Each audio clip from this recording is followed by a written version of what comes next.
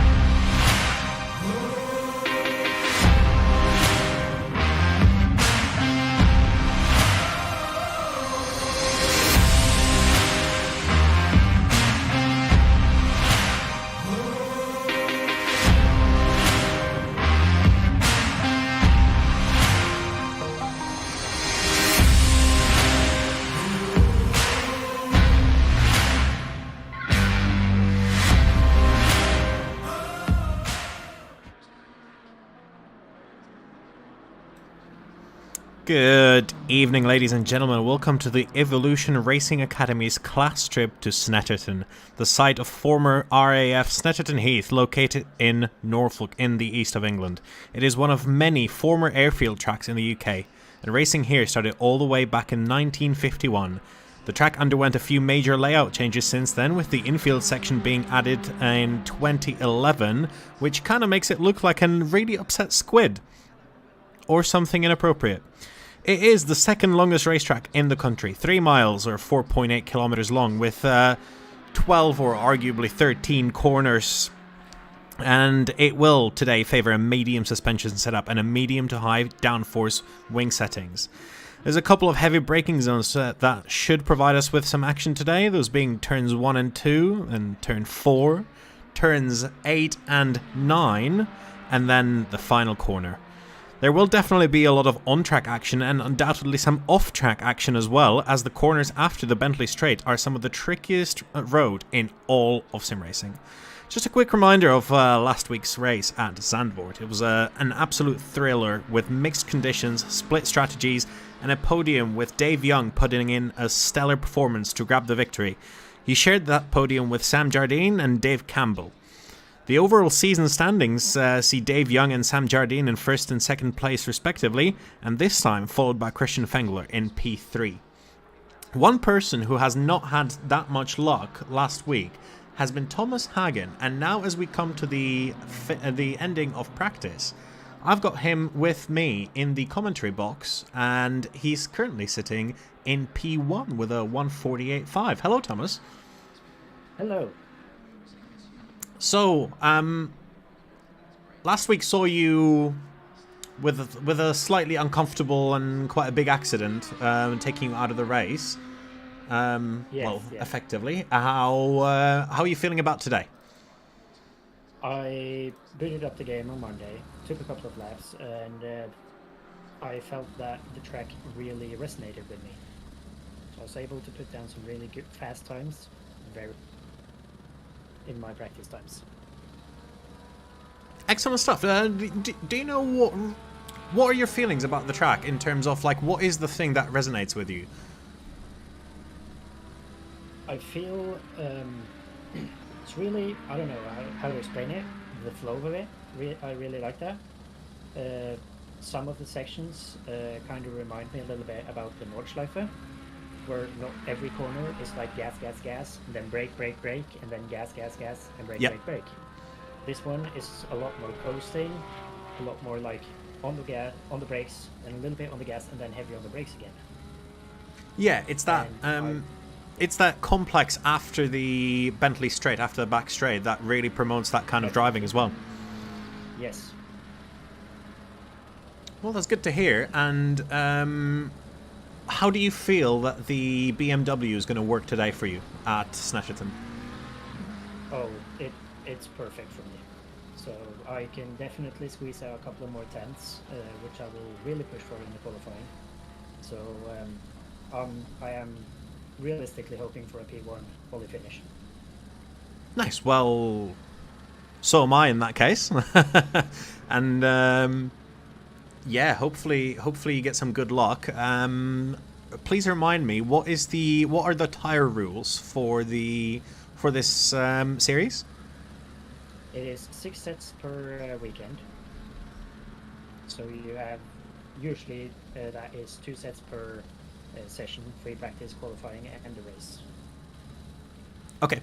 So have you used both sets of tires that you planned to use in practice and saved everything, or have you saved any extra tires?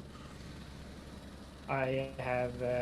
I'm planning to push very hard during qualifying. So far I've only used 1 set, and that leaves me with 3 sets for qualifying. And nice. Still save 2 sets for the race. Yeah, I like that. I like that strategy. And you're thinking just 1 pit stop today. There's no chance of rain or anything like that you might need to account for. 0 chance of rain today. Perfect. Well, I'll be honest. I'm pretty happy to hear that because I mean, while it was fantastic last week, I also very much just enjoy watching people drive and do their best. So yeah.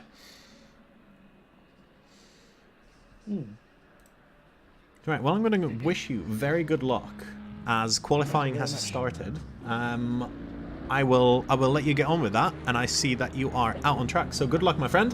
Yes, thank you very much.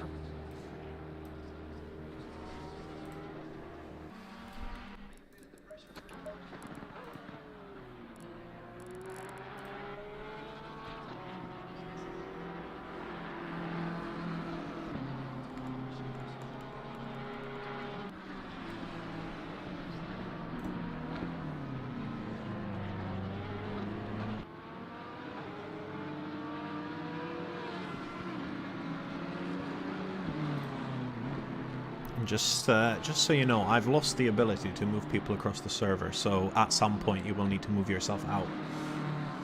Alright, I got that. I'll get a couple of that. Sounds good. Sounds good. I will carry on talking, so you might find it a little annoying. I'm going to try to figure out how to at least make you not listen to me.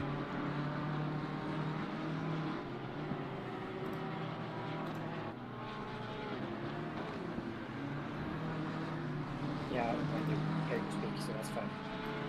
Sounds good. Right, well, we've got the beginning here, and it's going to be 30 minutes of qualifying, and like Thomas has said, 2 to 3 sets of tires for qualifying for each of the drivers. So it's not going to be just hammer on for 30 minutes. It's going to be very much a strategy. Get comfortable in the car in the qualifying session, make sure the pressures are right, and then switch over to your fresh set of tires to try to get that best lap time. Of course, the fresh set of tires will last you 2-3 laps, and you might still get some life out of them at the end, but that's realistically when the ACC tires start to sort of depart their best window. We're starting to get some people on their first flying laps. I'm just trying to figure out who is the first car that's going to be crossing the line. I think it might be Andrew Polica in the Ferrari. Currently running into turn 4, the very tricky hairpin. Nice wide exit there.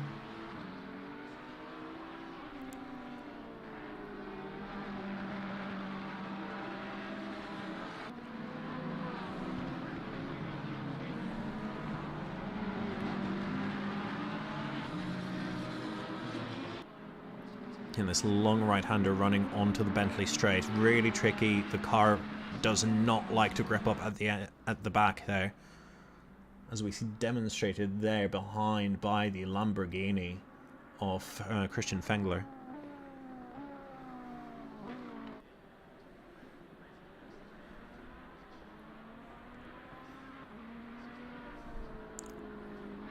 Quick run through the bomb hole corner there, and then into this really long right-hander, really favouring high downforce here.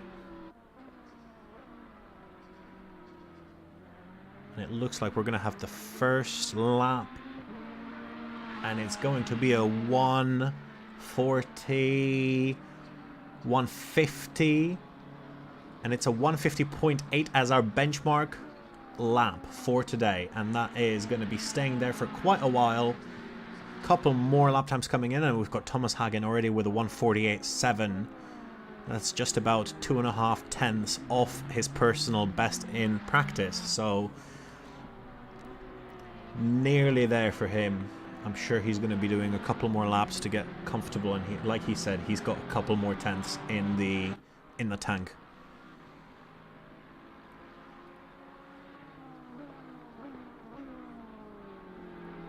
Got another driver, Dave Campbell, in the 49s now, under the 1 minute 50 mark. I think it's going to be quite a tricky margin, tricky place to break, tricky time to break in today's qualifying session.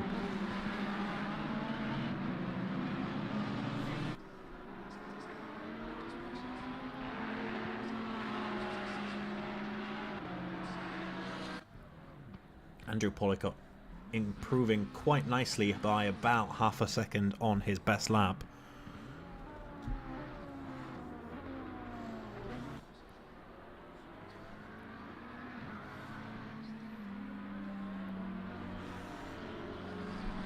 I'm going to see how he does, and then we're going to pick a driver to go for a lap on board, and we can see if we can get a bit of a guide around Snetterton, because it is not a very popular track, not driven very much in seasons, in leagues or anything like that. Definitely not very popular for the open lobbies. Andrew Polica half a second up on his best, 1 minute 50.3. We've got a change for the lead. Christian Fengler has managed a 148.7.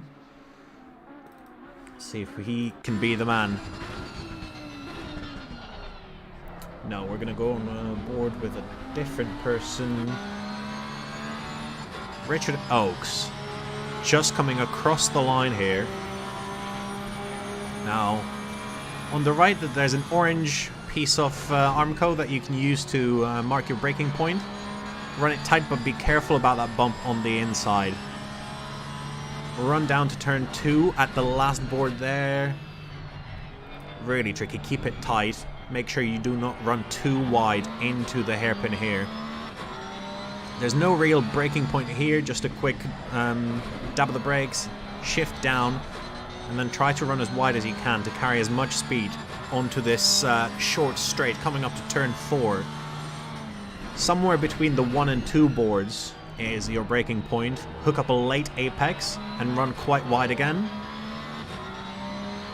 Then another unsighted turn, just a little quick dab of the brakes, maybe a downshift depending on the car. And a quick run to the right here. Really cut the curb here. But make sure you do not run wide here because there is absolutely no grip out there. Really, then this tricky corner coming onto the back straight. As soon as you get that grip hooked up, you can relax for a little bit. And then you can think about your braking point for this next left-hander, which is a very tricky corner. Somewhere between the 1 and 2, depending on your car once again. Quick dab of the brakes. Really tricky to get the car to have a good minimum of speed. Through the bomb hole corner now. Just a lift, and then this long right-hander. I personally never know how to take it, but I know that you need to brake at these 3 bollards there. And then this 90-degree right, that's going to take you onto the back straight, past the pit entry. And that is a lap of Snetterton there by Richard Oakes, taking him up to 14th with a 152.2.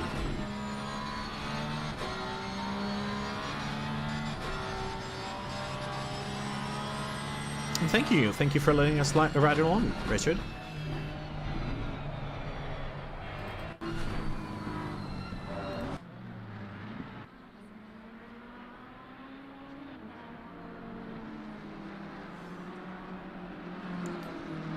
In the meantime, we have not had any changes for the lead.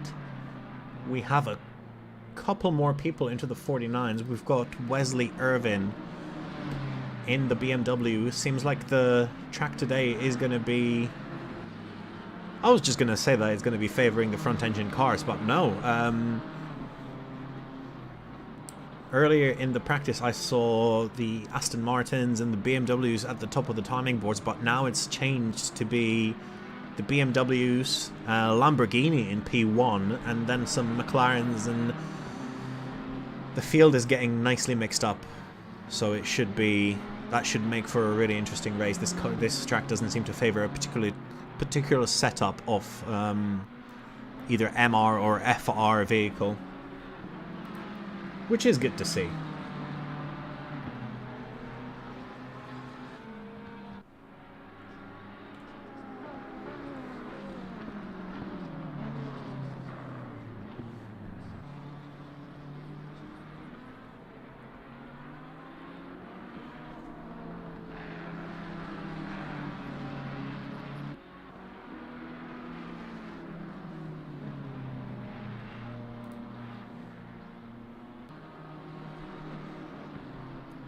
Bit of an improvement in lap time there by Christian Fengler, actually. He is just coming around the turn 4, 3.5 tenths up on his best.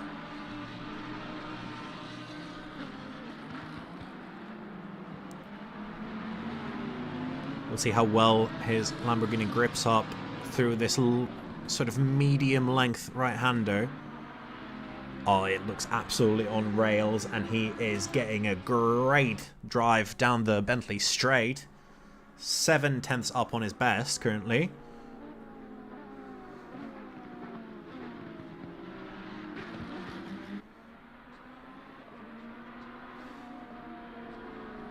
He's lost a little bit of time there, taking that corner a little safely. Good run through the bomb hole as well.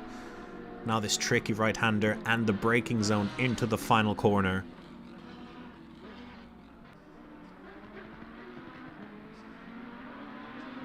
Does well, and it's going to be an improvement of 6/10. That's going to take him into the 47s, I think. And that is a really fast lap time, 1:47.7. Great job there by Christian Fengler. Fantastic lap time. He's going to be really, really happy with that.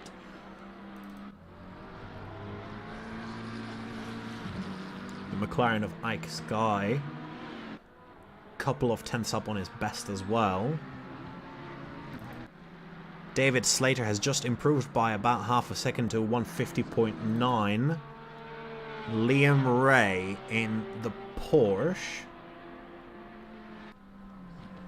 coming off the Bentley straight with 6 tenths up on his best lap time. We're gonna keep watching and see how well he can capitalize on the advantage that he's already got, improving by more than, not quite more than he was before, but just under a second now.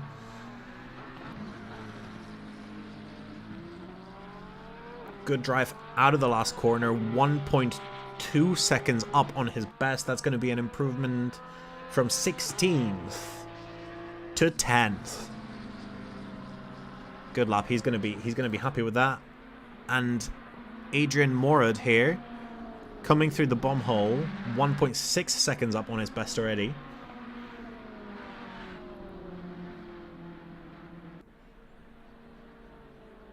Just the last corner to go now. Not a great exit. He was 2 seconds up coming into the last corner. Now he's 1.7 seconds up coming across the line from 21st to 18th. He will be keeping that in mind, that the fact that he's still got a little bit left in the tank, about 4 tenths through the last corner. David Slater's just exited the last corner, 7 tenths up on his best. That's going to be a 150.2-ish. Yeah, and that moves him up to 12th, 2 positions up. Qualifying session is getting really tight from P2 onwards in the 48. In the 48s, Wesley Irvin with a 148.7, effectively 148.697.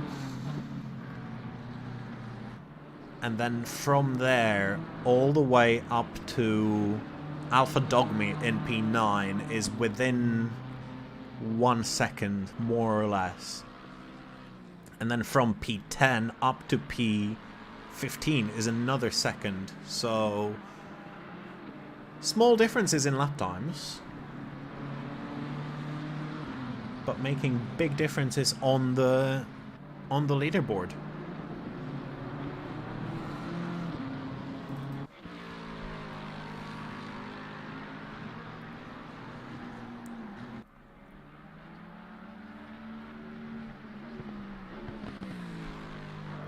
We've got just about 15 minutes of qualifying left, so that's halfway. And some of these drivers will inevitably be thinking about improving their, well, changing their tyres to the fresh set that they've got saved from earlier and getting that best lap time in, because of course the track's developing slightly. Sam Jardine running off the road.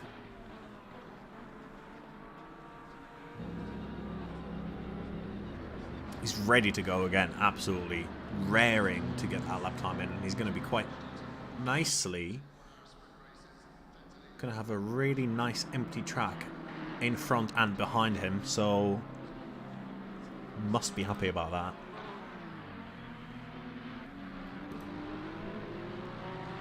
Steve Tetley, the only man who's improving. Actually, that's a lie. He's not the only man who's improving, but he is improving on his best lap time. There's a Ferrari going madly off track and launching a tyre barrier across.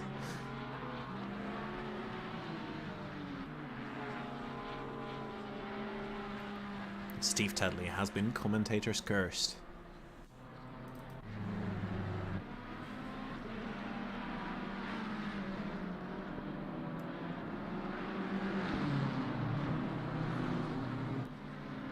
Wesley Irvin has managed to find some sort of magic in the first sector, because he's 6 tenths up currently, only after 3 corners, coming into the 4th now.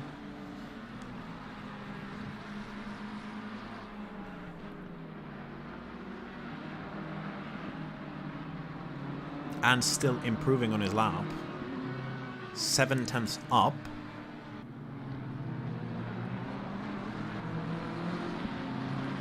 He will need to go a little bit quicker, which might be tricky with this Ferrari in front of him. Yeah, he's lost loads of time there due to the traffic. Very unfortunate, because that's the whole advantage that he's had. 6/10 up, just gone. He's still up on his lap time by a couple of hundredths of a second, but he's not going to be happy about that, and he's going to be ready to hook up the next lap, hopefully.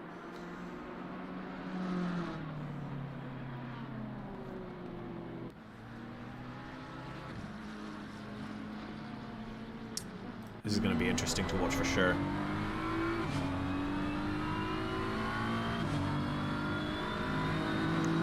Good run down the start-finish straight here.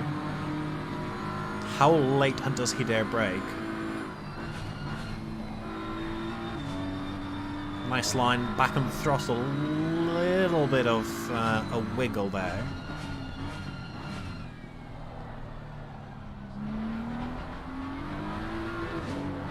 Managing to keep it nicely on track, and he's already the 5/10 up that he was on the last lap, so he definitely remembers how to drive now. 6/10 up into going into turn 4, exactly the same like last lap, so he's gonna be pretty pleased with that so far.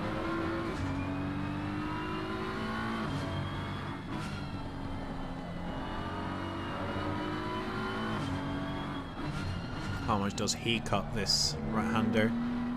Not as much as possible. Maybe something to do with the damper settings, just to ensure that he gets a smooth run out of there. Well, it was smooth, but it wasn't his quickest. He's definitely capable of going faster through there.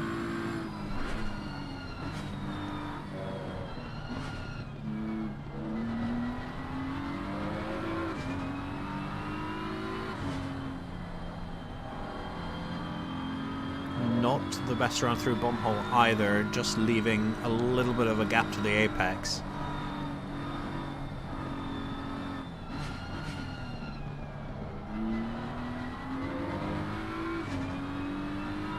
And then across the start finish, a little bit up on his lap time, but not by much.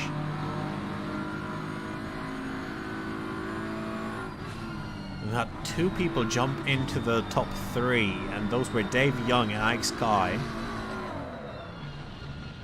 As we've witnessed a crash there from Wesley Irvin. But Dave Young, not only has he gotten himself into P2, but his current lap time just takes him into P1. That's the fastest lap that we've had so far. 1:47.6. For Dave Young. Last week I got accused of favouring him a little bit, but I mean it's difficult not to favour him when he's going this quickly and giving us such a great show. And no, he has not paid me to follow him around.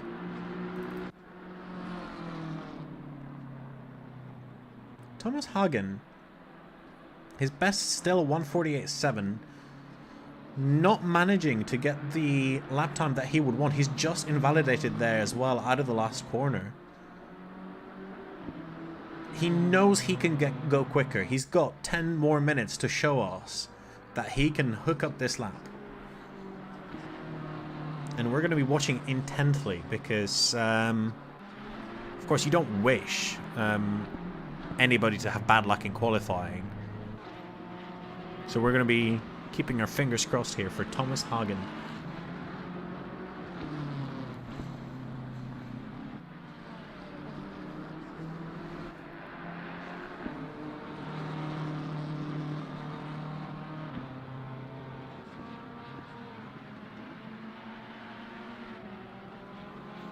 It seems that Dave Young has found something around some of these corners. So he is once again improving on his best. but so is Christian Fengler in P2 and Ike Sky in P3. So this is going to be a battle for pole position all the way until the end.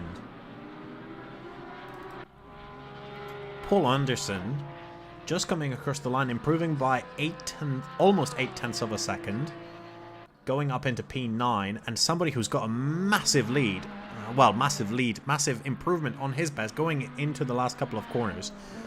Nathan follows, 1.7 seconds up. That is a lifetime. Manages to get around the last corner, 1.5 seconds up still. Lost a little bit of time there due to some traffic. That's from 17th up to 11th. He's going to be happy with that. Massive improvement in lap time, and now it's just about trying to transfer that lap time that he's found into the race and into race trim as well.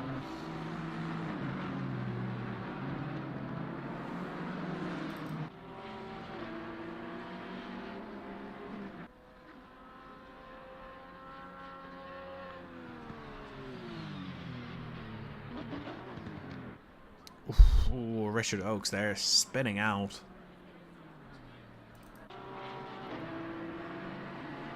Paul Anderson, improvement by 4/10.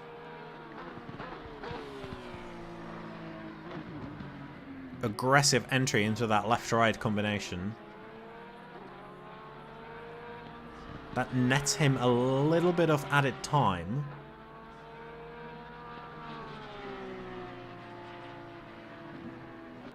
One thing that the Porsche must be is exciting around that long right-hander.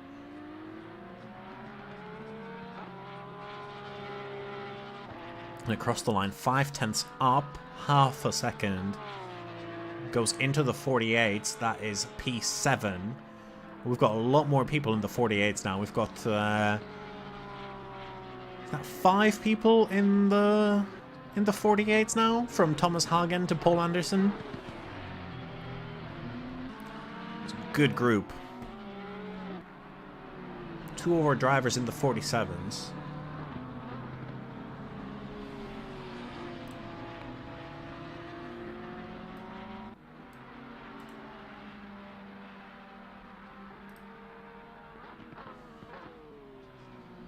Gonna have a quick look. I've got Christian Fengler in the waiting room. Just need to figure out whether he's on a lap or not so that I don't disturb him if he is. He is. I'm not going to bother him in that case.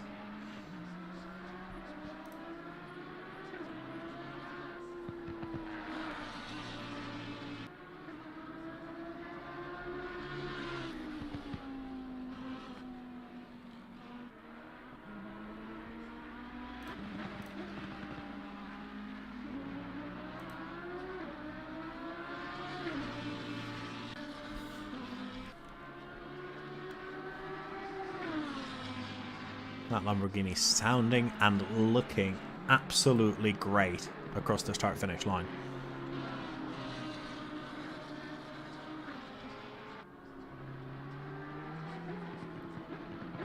Now I'll be really interested to see if we're going to have some more standout performances like we did last week, because I remember one of our drivers who is here today, Dodi D'Agostino, gaining something like 17 places through the race last week, as a stricken Ferrari there in the background has a little bit of a spin. It'll be really interesting to see if we've got anybody performing similarly today in the dry. Of course, the conditions are not going to be quite as conducive to a standout performance like that, but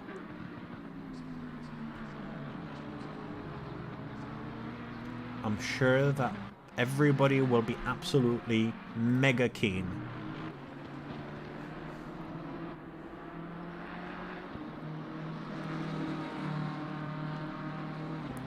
Let us cast our eyes onto Wesley Irvine, 7/10 up on his best lap time. Great run through the second great run through the second sector.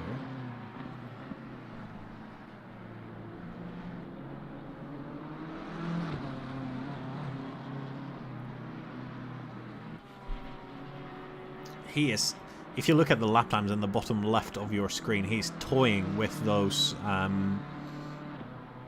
48 sevens. Dying to have a bit of an improvement. And it looks like he might be onto something here in this lap, because he's 3/10 up, a little bit of a wiggle from that BMW rear end.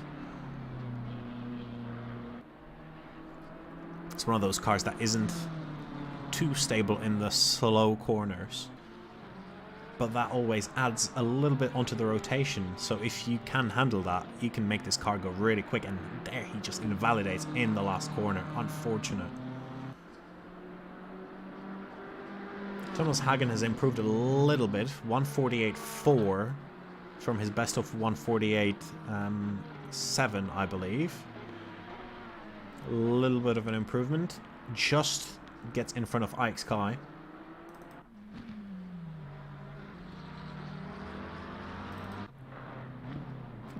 Dave Slater, 5/10 up on his best, just coming to the bum hole. Big tank slapper there. That is the disadvantage of being aggressive in that corner. Big dip, and if you hit the curb in just the wrong way, it will upset your car.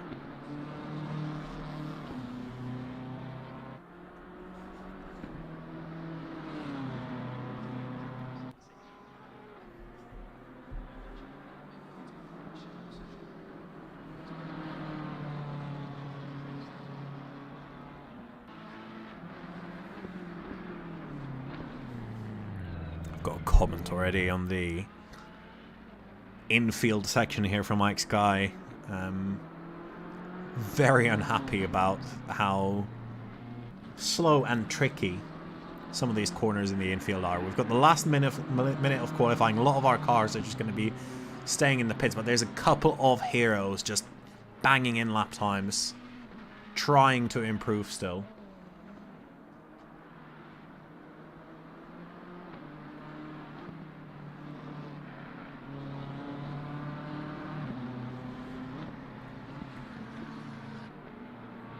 David Slater currently the only one with a green delta. Through the right-hander and invalidates.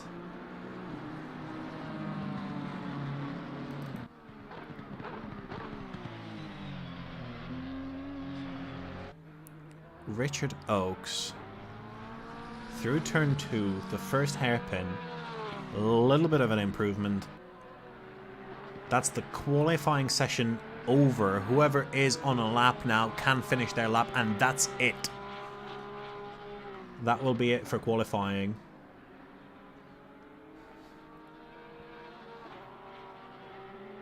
Is that a little bit of damage there for Richard Oakes on the front of the Porsche? That cannot be... That can't be quicker. Unless the crash has caused some sort of suspension damage that's favourable to the driving of that Porsche. In which case the engineers really need to be writing down what the hell that crash caused.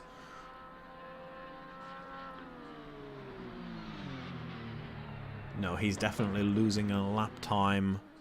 A little bit of a wiggle there, and that's going to be it for qualifying.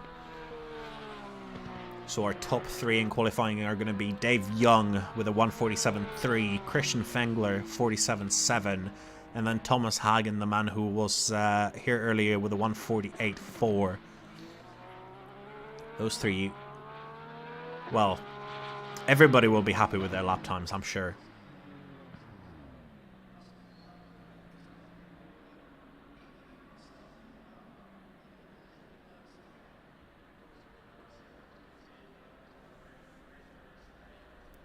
I say we've got a bit of a wait until the grid, and then it's going to be a full formation lap. So if you are looking to get a drink, or if you are looking to have a bit of a break, now's your time.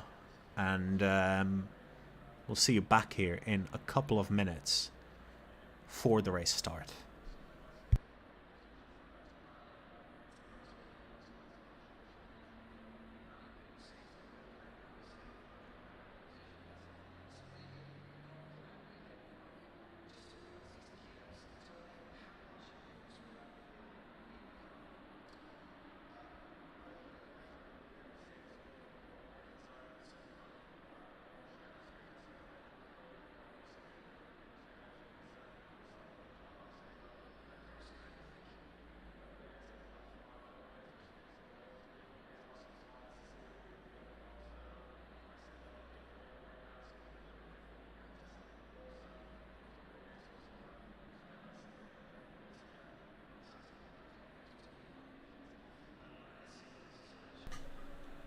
Alright, we'll see if we can have a quick look through the timetables. It looks like it's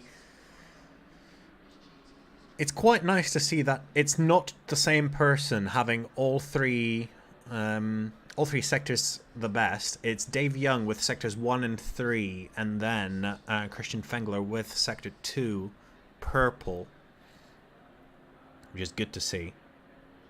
It's always nice to see alternating best sectors, but it's definitely going to be a big fight between David Young and Christian Fengler, because their lap time was that much quicker than everybody else's, really.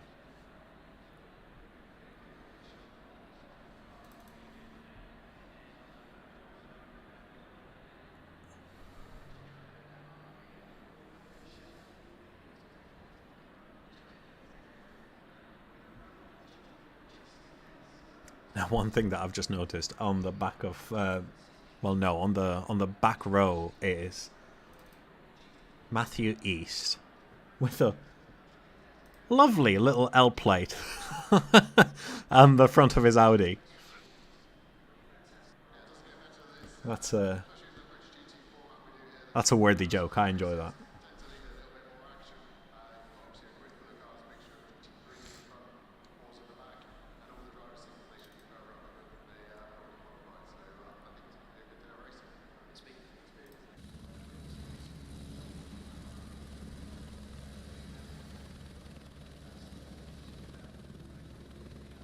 The session will start in just under 4 minutes now, and for now, absolutely zero chance of rain. I don't suppose we're going to see any other conditions than just beautiful, wonderful sunshine, which is quite rare for the UK, so let's be grateful for the wonderful conditions that have been provided to us today. And then the temperature 24 degrees Celsius and the track 33 degrees, not quite as hot as it was last week at Zolder, however still pretty warm conditions. So tire wear might play a role here today.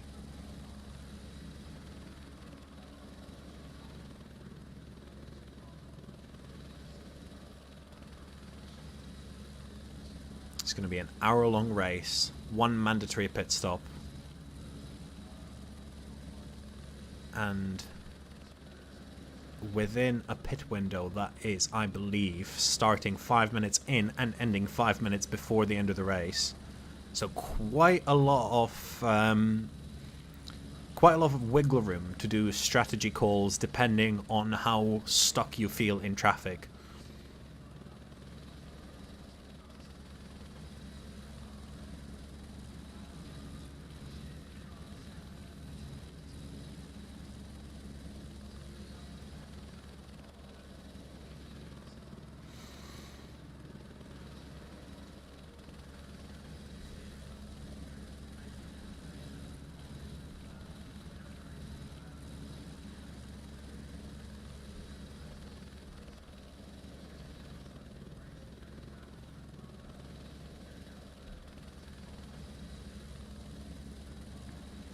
Just had a quick browse through the team chat. Nothing really to report.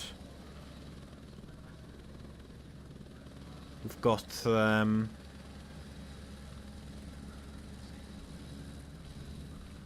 We've got Dave Campbell wishing me good luck. Much appreciated, my friend, much appreciated. And we've got some penalties applied from last time. We've got Thomas Hagen there with a drive-through penalty that he will have to serve. And then Paul Anderson and Lee Bullion with 10 seconds each respectively. Steve Tetley with 10 seconds. That's the penalties that were applied from last week's race due to transgressions against the sporting code.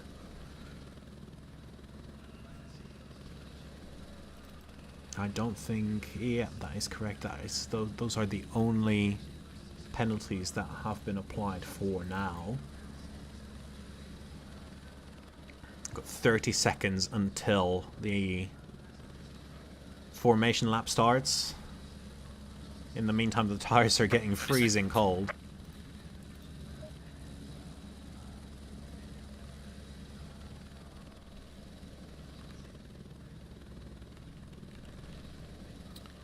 I can just see the rolling standings really struggling to keep up for some reason.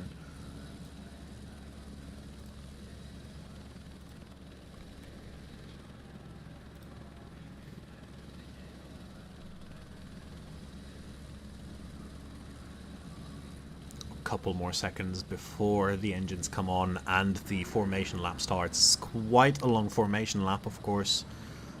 As I've said before, the second longest circuit in the country.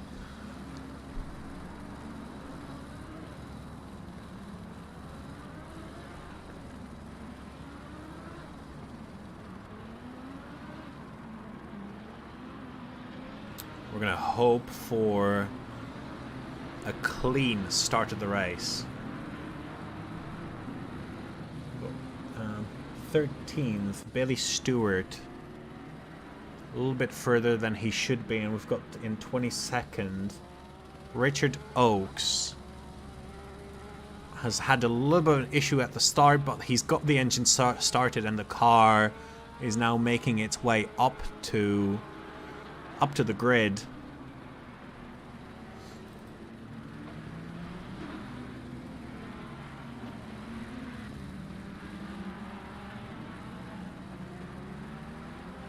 Drivers trying to put some semblance of tire temperature back into the tires from the long stay on the pit straight.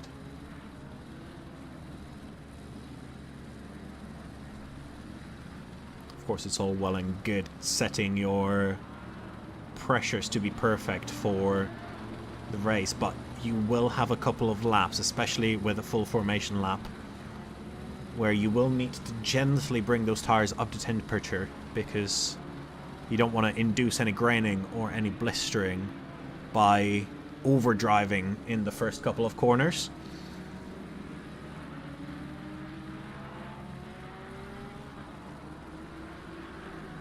Onto the Bentley straight.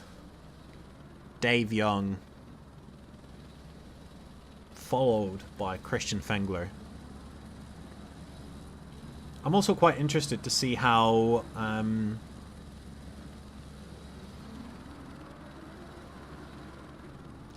Thomas Hagen will approach the drive-through penalty, whether he will be taking it as soon as he can. Which kind of makes me think, is it possible for him to just take the drive-through penalty straight away on the first lap by diving into the pit lane before anybody else crosses the line? Got a little bit of jostling for position here already, just trying to make each other a little bit nervous. Christian Fengler making sure to remind Dave Young, hey, I'm here. I'm ready to go racing. I'm ready to take away that position from you.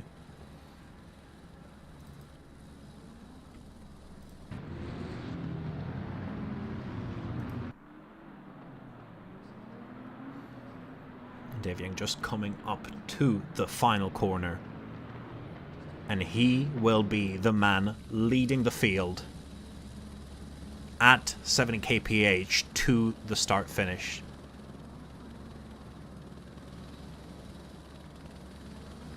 Field's nicely bunched up everywhere.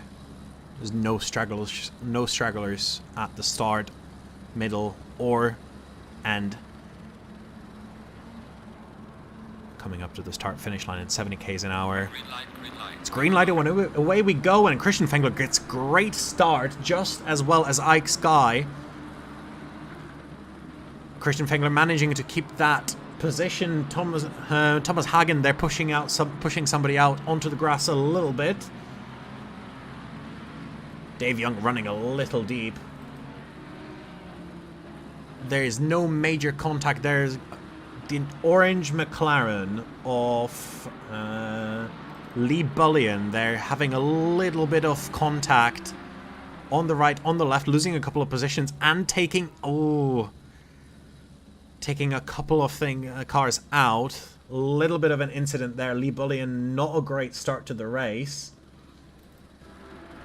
Christian Fengler managing to snatch the lead away from Dave Young. That's going to be a battle for the rest of the race. That's going to be fascinating to see. A little bit of a gap already starting to develop here. Between P5 and 6, Dave Campbell and Phil Anderson.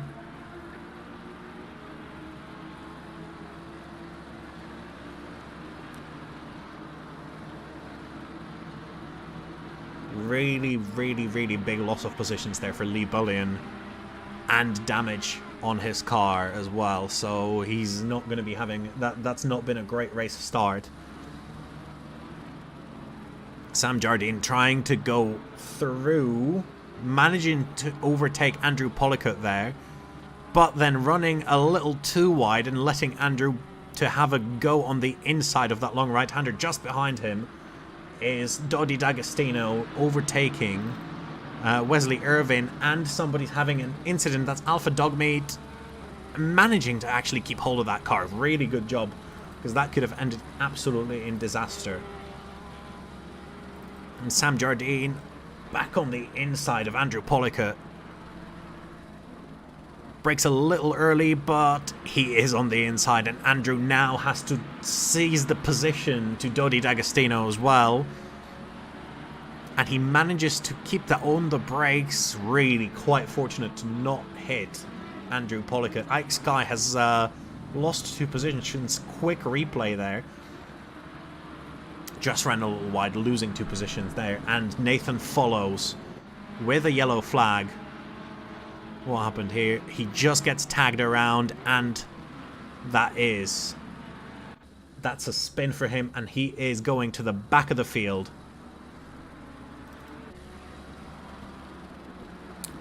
Andy Oliveira and I think that was Adrian Morad. Ooh, yeah, that's Andy running really deep on the brakes and tagging somebody else. And I think that's Dean... No, that's not Dean Hyde. That is Liam Ray who got hit there. And there was also a purple Ferrari that had a little bit of damage.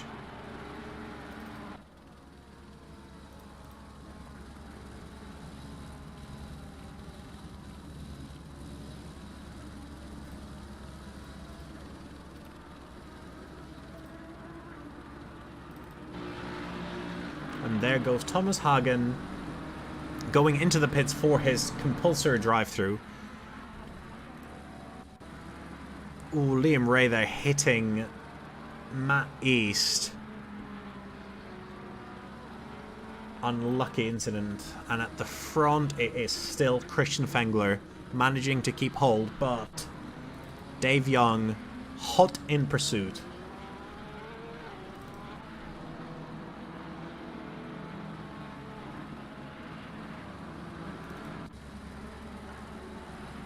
Adrian Morad. Ooh.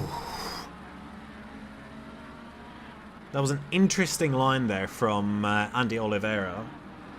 But actually, no, it wasn't Andy Oliveira. It was somebody completely different. Just letting a back marker through already. Thomas Hagen is on his outlap now. Alpha Dogmeat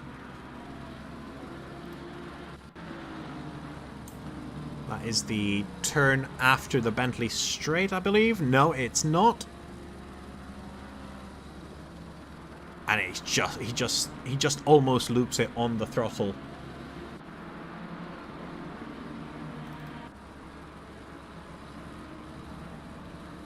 Andrew Pollico under attack by Billy Stewart, and Doddy D'Agostino and Wesley Irvin exchanging positions. Great move there by Wesley into that left-right. Really difficult place to overtake, but if you can manage to squeeze yourself in on the outside of that first left-hander, gives you a really good opportunity to get yourself on the inside of the next corner, which is really tricky. You can really push the other driver out wide. Billy Stewart doing his best to try and get past Andrew Pollico.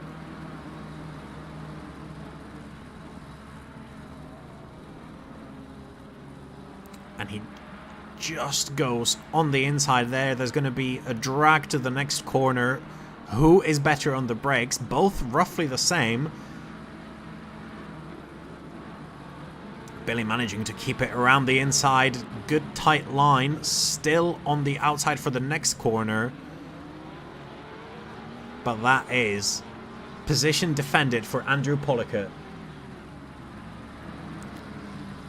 Unless over here into the next left-hander, Billy Stewart goes really nicely, and there goes the exchange of positions between Billy Stewart and Andrew Pollico. Dean Hyde just getting overtaken by Thomas Hagen, who's fighting his way through the field to be back up in the positions where he wants to be, fighting for the top three. Whether he can get back there, even with a drive-through, that would be a fantastic drive. Dave Campbell. What has happened here? He just hits the inside sausage curb there, and just has a nibble off the sausage. Doesn't manage to keep it going in the straight line. Turns around and loses a couple of positions. So far, a great drive from Sam Jardine in P5, gaining 6 positions in the Lexus.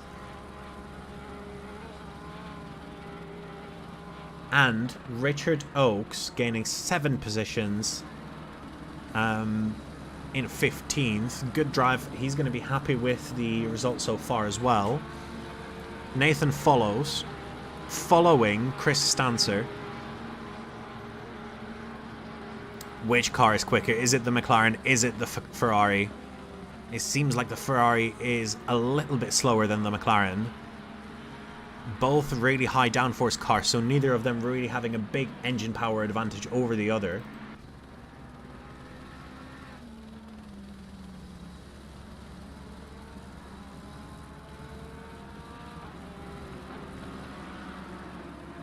Dave Campbell making sure to remind Sam Jardine that he is still there and he still wants that position back that he's lost due to his mistake.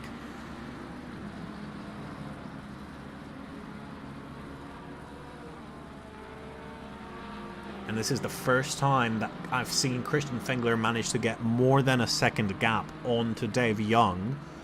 But Dave has the purple lap of the race so far, and it was the last lap as well. So a fight's brewing for sure. Doddy D'Agostino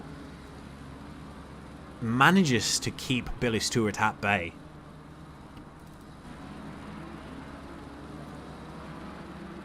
And through the same corner, Alpha Dogme defending from Richard Oakes and Lee Bullion at the same time. The NSX GT3, very quick car, very tricky to drive as well, very on edge. Adrian Morad making sure to have a safe rejoin, but seemingly stalling the car here after a bit of a loop.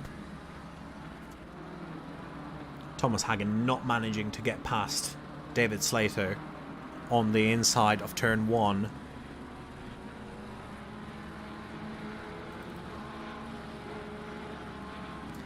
Oh, and that's a murder here.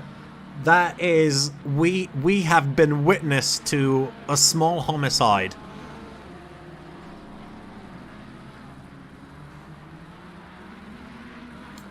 Small homicide by Lee Bullion on Richard Oakes. That's damage to the rear diffuser off that Porsche for sure, and that's not going to be good for the handling of that car. Absolutely no way.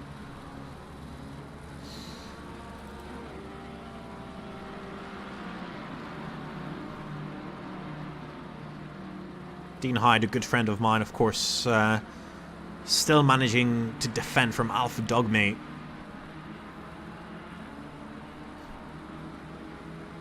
You know, that name makes me think of, what were the parents thinking? I mean, sure, you're already unlucky enough to have the surname Dogmeat, but going Alpha? I mean, could have been something like Thomas Dogmeat or Philip Dogmeat. But no, Alpha. A real alpha move there from the parents of Alpha Dogmeat.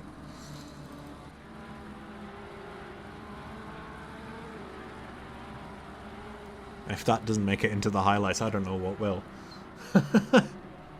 Chris Stancer defending still from Nathan Follows. Still that battle between the Ferrari. Ooh, very tight.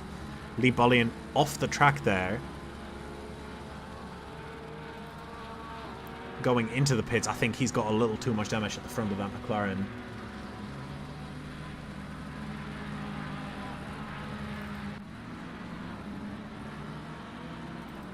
Dodi D'Agostino and David Slater.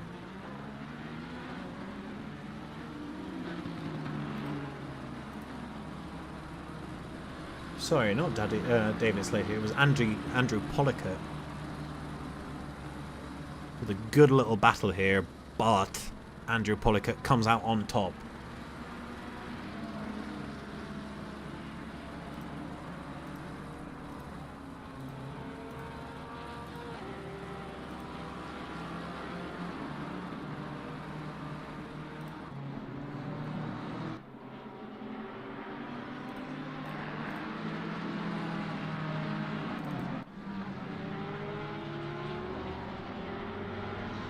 Battle between the McLaren and the Ferrari rages on. Looks like it's a good run for the Ferrari, and he's going to be on the right-hand side, coming into the next, into that left-right. Doesn't quite manage to be better on the brakes, so he lets the McLaren back through.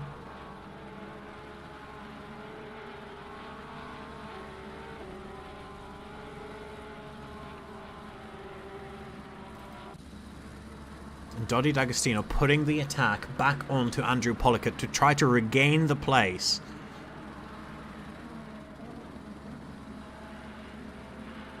Ferrari much quicker there on the entry of turn 1. And Thomas Hagen fighting to regain those positions. He goes on the inside. Does he get a good exit too? Yes, he does. He makes it past. David Slater.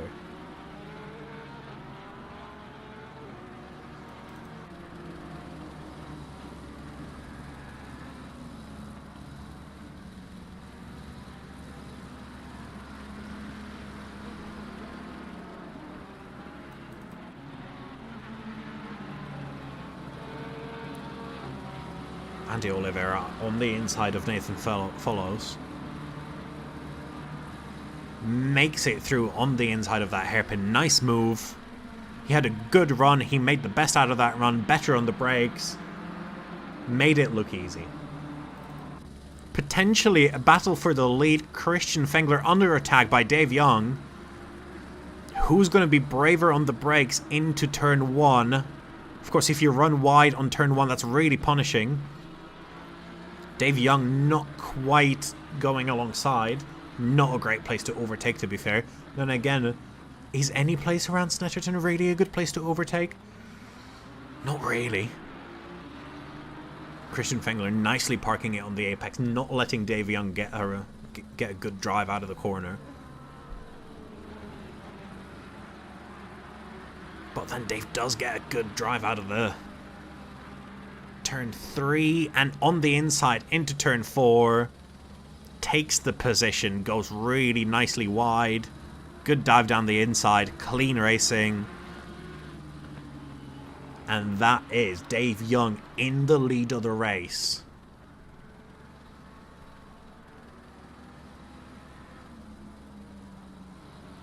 And now we'll see how he can capitalize on having free air, whether he can pull away from Christian Fengler. He was keeping within a second of Christian Fengler the entire time, and the gap has already been extended to about a second. So it'll be interesting to watch this battle as it fights on.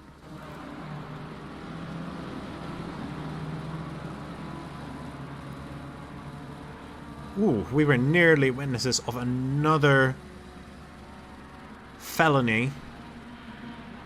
Andy Oliveira managing to keep it out, but damaging the front of his Ferrari. But managing to keep it out of trouble with different cars. Sacrificing himself for the benefit of his fellow drivers.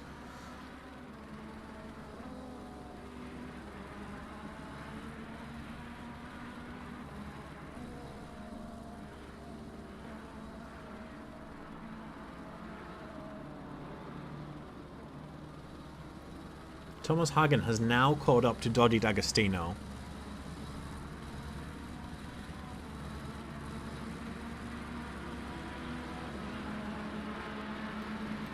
Dodi running in the 52s and Thomas running in the 49s or 50s for most of the race. So, oh, I was just going to say it's just a matter of time before Thomas Hagen gets an opportunity to overtake, but that is definitely not how you do it. After what was frankly a stellar practice session, slightly underwhelming qualifying for him, this race is not going his way at all. Sort of a quick check-in with the last 3 who have completed their pit stops, so will now be running in clear air, hoping to make up positions through others making pit stops and potentially mistakes in those pit stops. Sam Jardine down the inside of Paul Anderson. Has he managed to? Yes, he has. He has managed to nail a really good line there. And that's a position gained for Sam Jardine. Now 7 positions up again.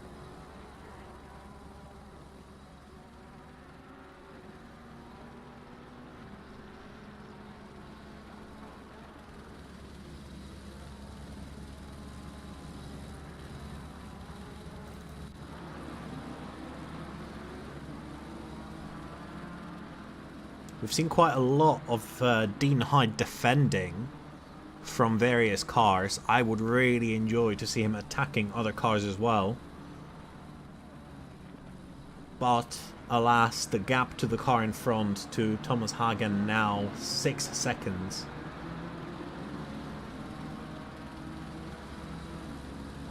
And Thomas will be increasing that gap as well.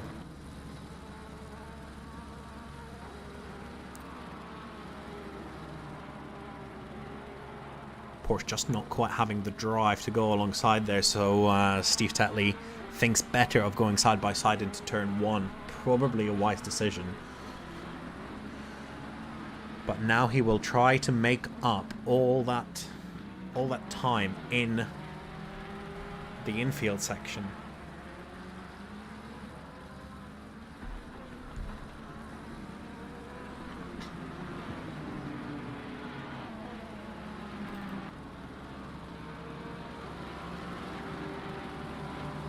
Thomas Hagen back on the tail of Alpha Dogmeat. He's already made this overtake once this race. He will definitely be wanting to make it again, and sharpish.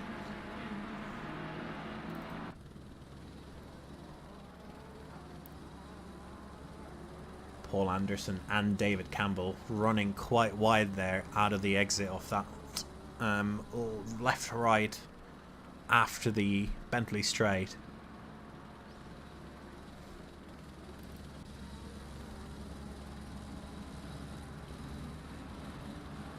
Now the straight line handicap of the Porsche really making itself obvious there, as despite being in the slipstream of Dean Hyde, Steve Tetley was losing time on the straight.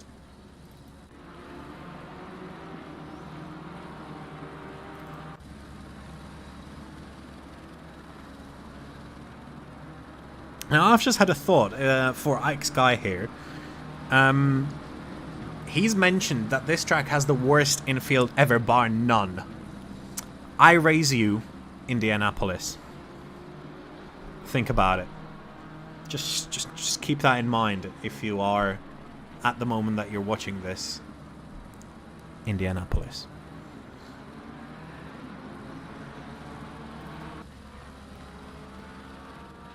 Dave Campbell made a mistake. Was he helped by Wesley Irvin? Nope, it is completely a self-inflicted mistake, and that is not a place to run wide, because you will be running wide forever on that grass, and he loses a position.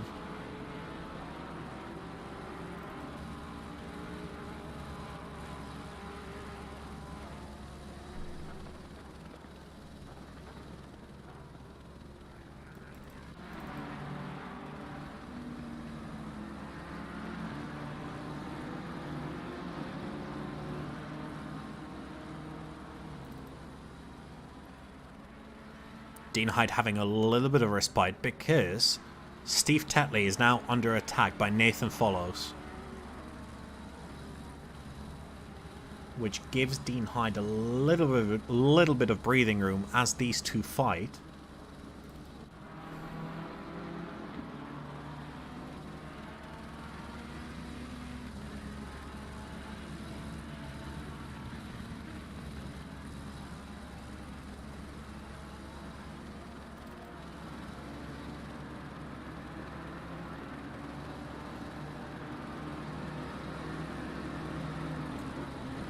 Thomas Hagen will not be happy with some of these lap times that he's been putting down. He's gone into the 14.9s once in the last 6 laps. But Alpha Dogmeat makes a mistake in turn 1, which lets Thomas Hagen through. So hopefully we'll be able to see him unleash those lap times in clean air once again. Nicely cuts Alpha Dogmeat off, doesn't even let him think about trying to regain that position.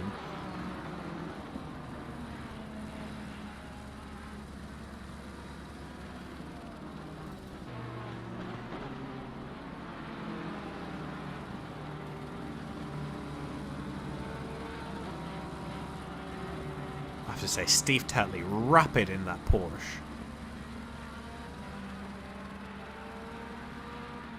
And then it's going to be a left-hander. Dean Hyde really nicely defends the outside of that corner, which allows him to keep 14th place for now.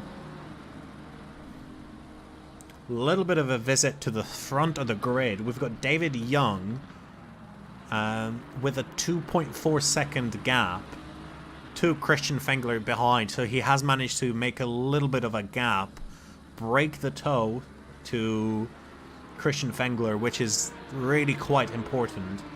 And then both of those 14 seconds ahead of Ike Sky. So the prediction of these two running away with the race has been fulfilled so far, but of course we've still got the round of pit stops left.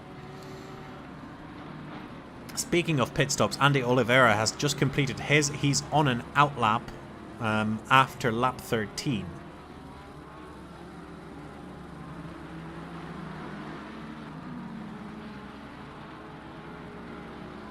And I think that's Steve Tetley in the pits as well.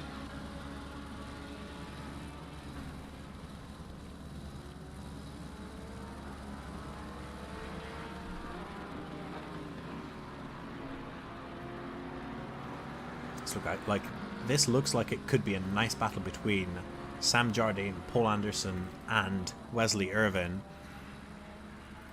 for effectively 4th position. The most ungrateful of positions. So close to the podium yet so far.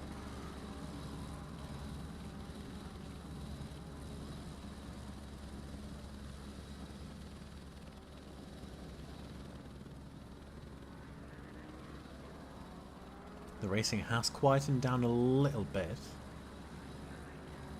Steve Tetley in the pits, hoping to undercut Dean Hyde. Dean Hyde struggling a little bit for lap time, as he's now got Nathan Follows right behind him.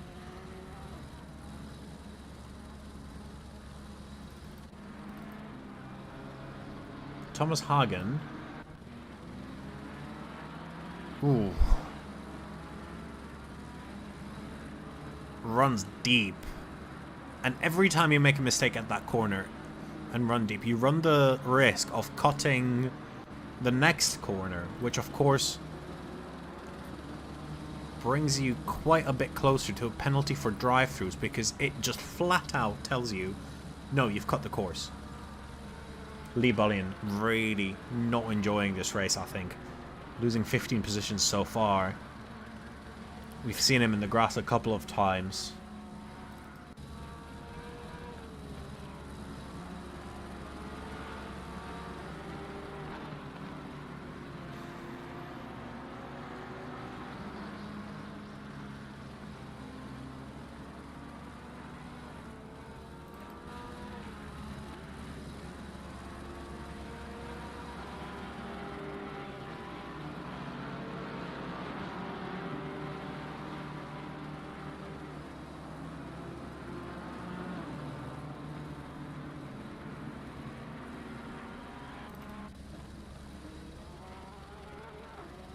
Wesley Irvin trying to put pressure onto Paul Anderson again.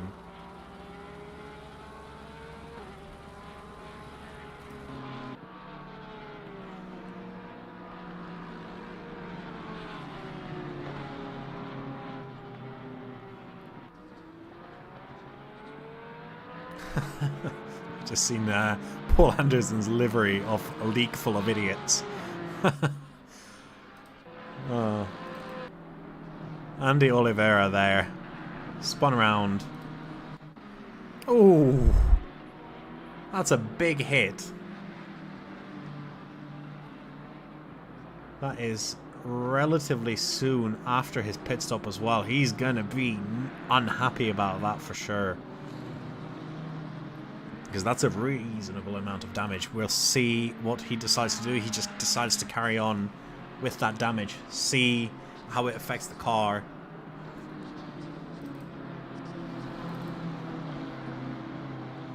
Thomas Hagen really playing bravely with that inside curb of turn 1.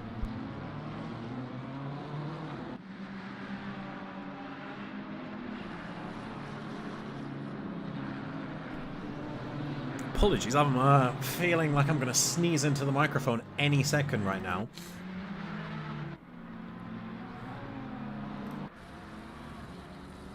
Dean Hyde on the inside now, and Nathan Follows finally gets through.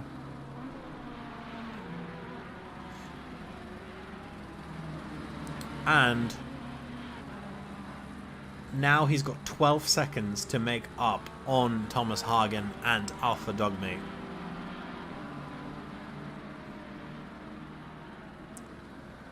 David Young from P1, now exactly halfway through the race, decides to go into the pits.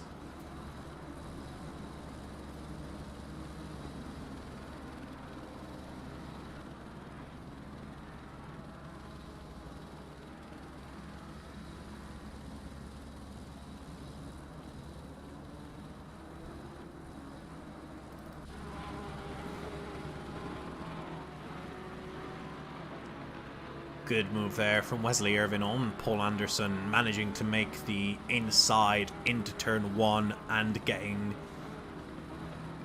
it done cleanly, and then Paul nearly outbraking himself.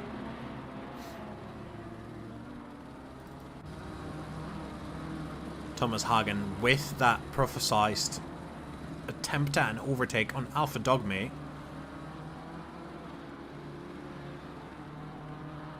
Again, toying with that inside curb really aggressively.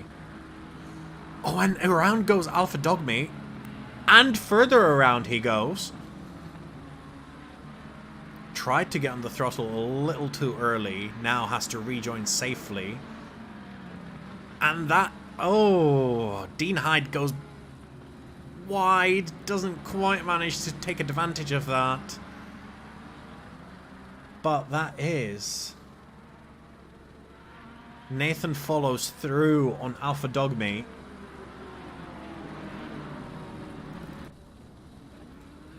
Liam Ray going slowly. Around turn 1. Ooh, has a spin. Half a spin. Manages to keep it pointed in the right direction.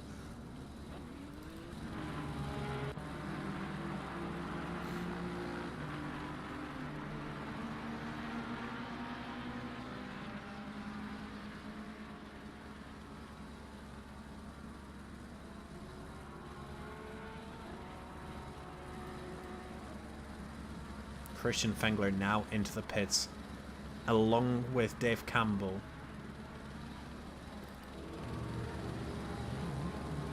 Dodi D'Agostino also into the pits now.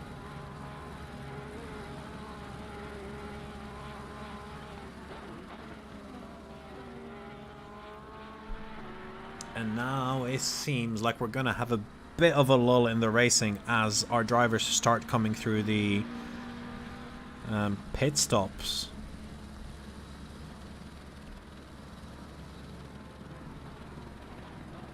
So far, quite good to see that we have no quitters. Nobody's just sat in the pits. Liam Ray, that Porsche really not liking him right at this moment. Another time that he goes around. Oh, nearly goes around again, but manages to get it going. It's a tricky car to try to drive on the grass. The engine in the back does not want to stay in the back. It's very heavy, and every time you slam on the brakes, it just wants to overtake the front of the car, which gives it great rotation in corners. Sometimes a little too much great rotation in corners.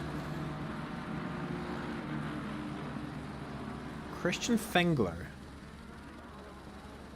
on his outlap, way in front of David Young, actually. I'm not sure how this has happened. It seems... We're going to find out quite soon, because the lap time will tell us how long Christian Fengler has spent in the pits. I can see that Dave Young has been there for 1 minute and 12 seconds, which indicates that he might have taken fresh tyres, while Christian Fengler has not. Now, Christian Fengler has somehow managed to save 12 seconds off time in the pits compared to Dave Young, which he's going to be very pleased about. Because that is a quick pit stop. That's about 12 seconds quicker than anybody else that I see.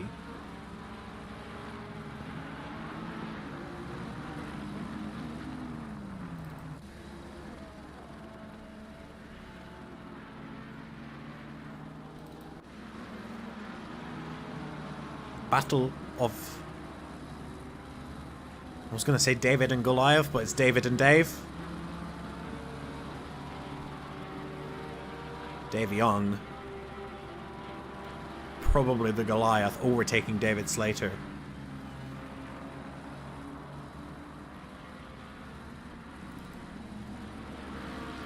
Alpha Dogmeat a attacking Dean Hyde later on the brakes, manages to keep it nice and tight. A little bit of a movement from the back of the Honda once again.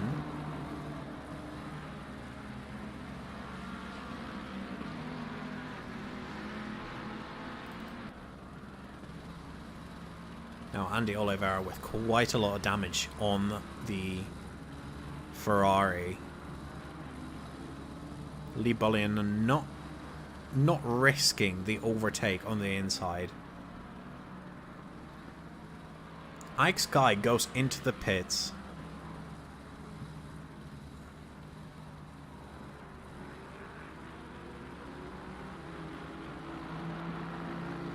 And I think he's managed to spend only 40 seconds in there, which indicates that he was not taking tires.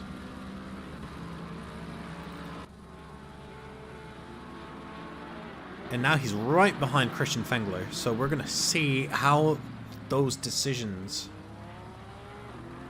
end up playing out. Sam Jardine also out in front. No, he's behind Dave Young, actually.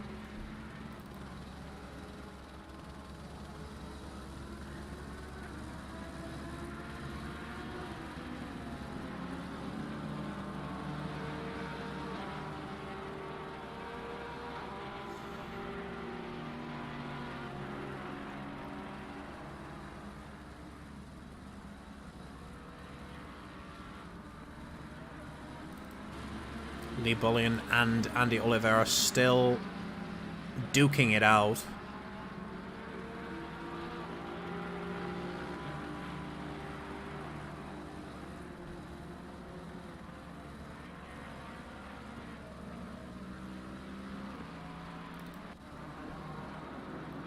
I have to say, compared to last week, there's a lot less... Feels like there's a lot less of a story to this race.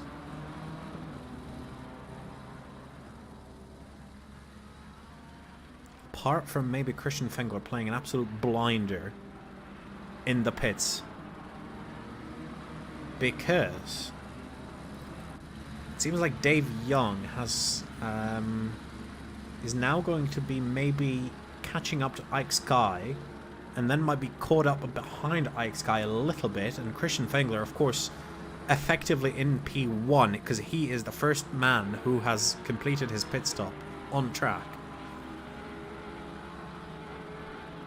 And he's a solid...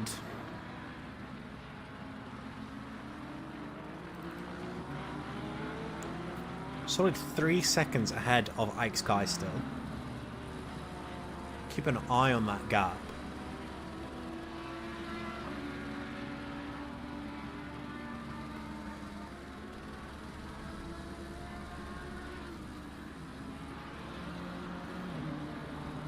It'll be really interesting to see whether that gap is increasing or decreasing as time goes on.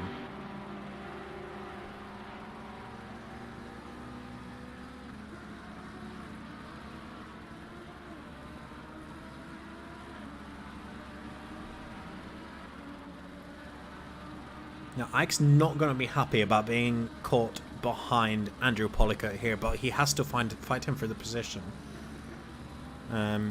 Ike, normally doing laps in the 49s, 50s, now has to be behind Andrew, who is in the 51s as of right now.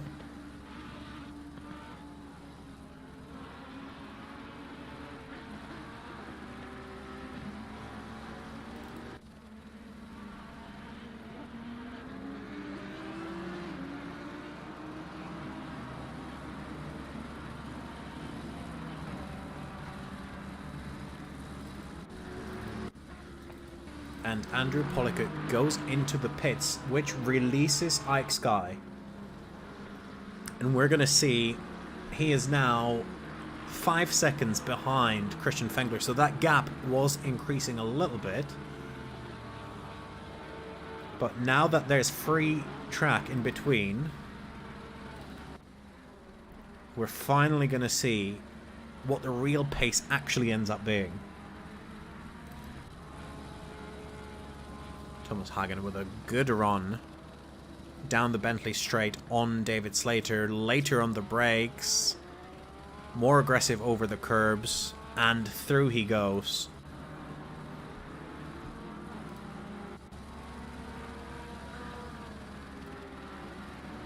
A little bit of an issue here with Chris Stancer. A bump over the curbs, manages to keep it going in the right direction, which is good to see. Nathan follows now out. He is the latest man who's been in the pits so far.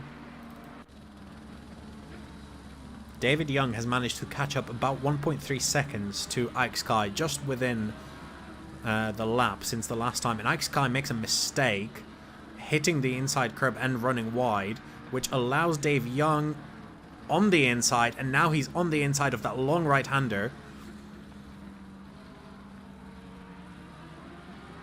Ike decides to not lose any more time than he has to there.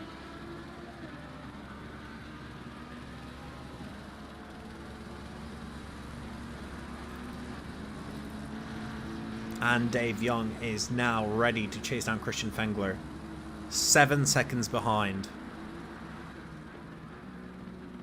However, he is currently running the best lap times off the race. 1:47.8. I think that's 2 laps in a row as well. So he is going to be absolutely on fire. And he was 7 seconds behind. He is now 6.5 seconds behind. Christian Fengler, his latest lap times in the 49s. So there's going to be a fight for the lead once again.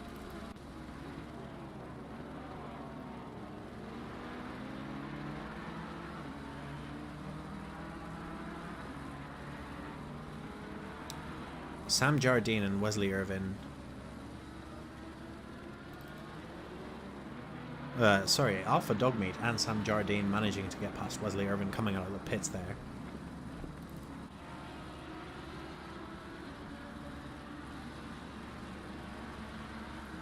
Dean Hyde, the latest man in the pits now. Alongside Andrew Pollica, it seems like Dean's going to come out in front of Andrew, though. No, he is not.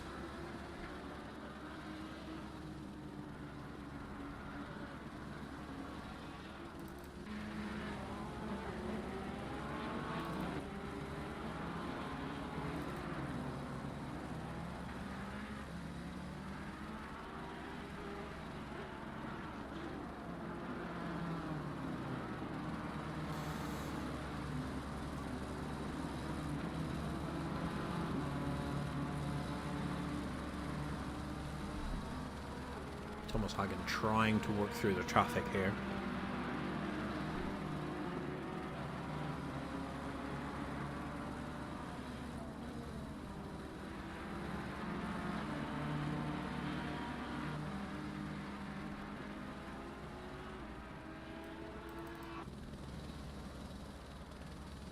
That is it for on-track action, more or less.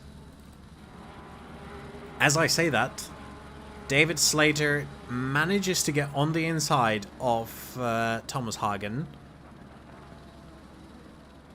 and has a good run through, but then runs wide, and that's going to be Thomas Hagen going back through to reclaim 13th position from David Slater.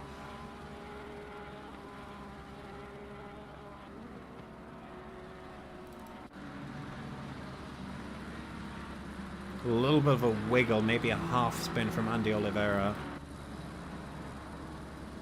And the gaps are now starting to open up a little bit. Matt East mowing the grass. That is the world's most expensive, well, maybe second most expensive lawnmower after Valtteri Bottas' Formula 1. I think he's a little confused as to where to go.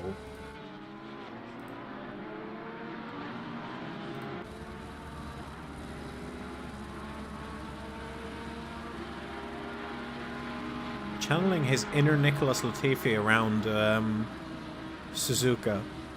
Probably on the radio to the team going, I don't know what happened there.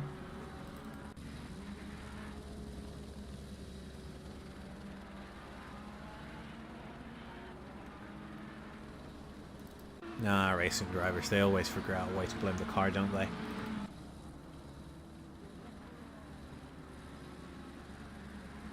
Now we've got 3 people who haven't been in the pits just yet. It's number 115 here, Alpha Dogmeat, still yet to pit, and then P1 and P2, Paul Anderson and Billy Stewart. Both yet to pit. Wesley Irvin getting past Alpha Dogmeat here. He knows not to really fight that one because of still having to pit. Dave Young, in the meantime, has managed to catch up a couple of seconds to Christian Fengler again. Now 3 seconds off with 15 minutes to go.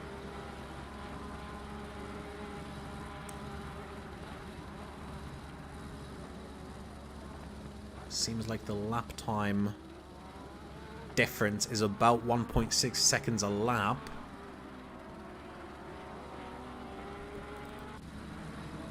But it's one thing catching a driver around Snetterton, and it's a whole another thing overtaking him.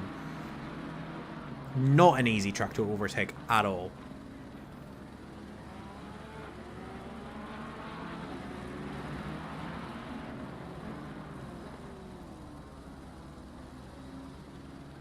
And in the style of the iRacing spotter, the leader's pitting now.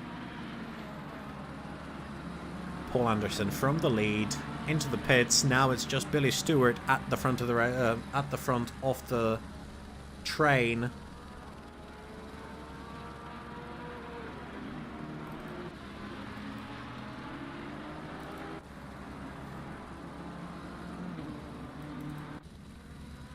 Dave Campbell. Was it another one of those issues where you take that inside sausage a little too much? Yes, of course it was. Nothing quite like having a nibble of the sausage in that right-hander.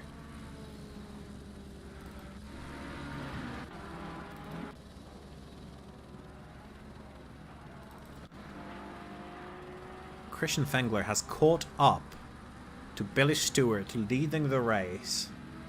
Billy's not pitted yet, but Christian is... He's going to want to get past as quick as possible, because if he has to fight Billy here, and then Billy pits and lets Dave Young through, that's going to be a massive amount of effective time lost. And that is the last thing that Christian Fengler needs here.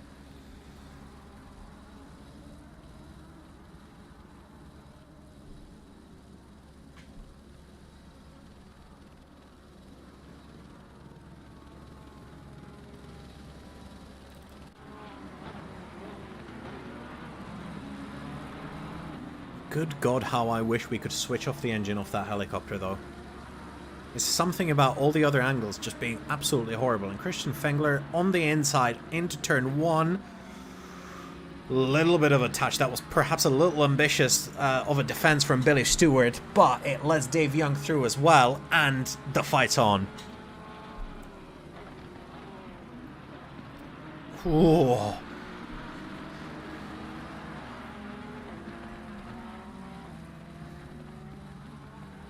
Billy still needing to pit, getting quite involved in that battle for the lead, but he is absolutely entitled to do it.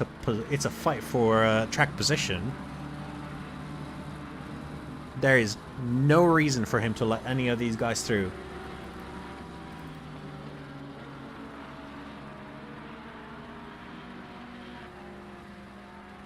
And we've got 11 minutes to go. And the gloves are off for the Christian Fengler and Dave Young fight that we have been waiting for the last 20 minutes. Ever since the pit stop. Ever since the pit stops have happened. This has been on the cards.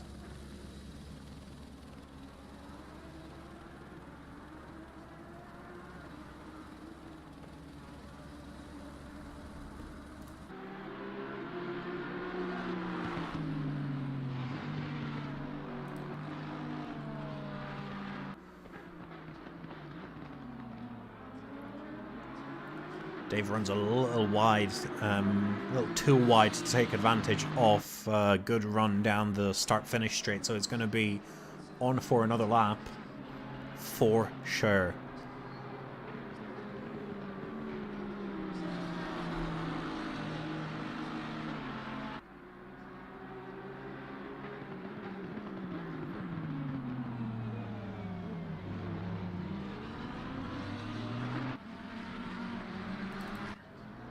Oh, Richard Oakes around that, in that baby blue Porsche again.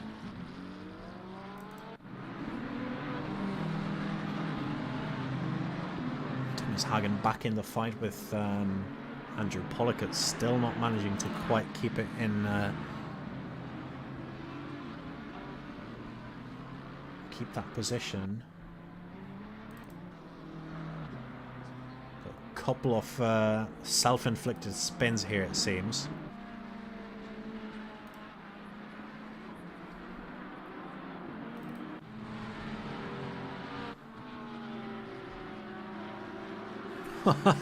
Dave Young really pushing the apex of that corner.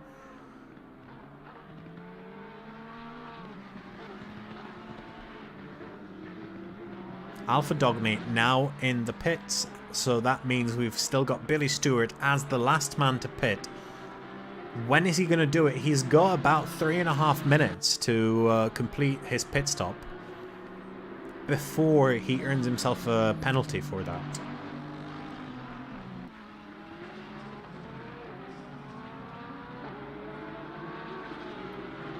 I think Christian Fenger's just managed to get away with that. The lap time's invalid, but he managed to stay on the grippy stuff in the grass there.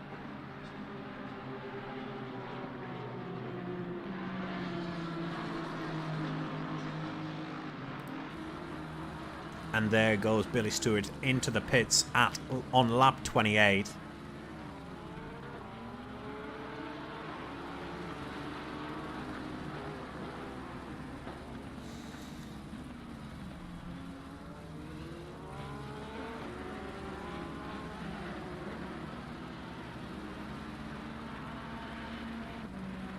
There's 2.5 minutes out of 10 of defense that Christian Fengler needs to be doing here. So far, managing to keep Dave Young at roughly the same distance, about half a second away from the back of him.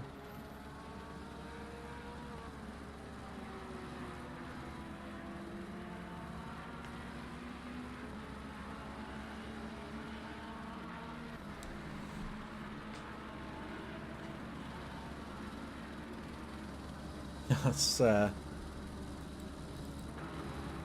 Liam Ray just thinking, nah, I'm getting out of the way of this. That is not a reputation I want to have for having interfered with Battle for First.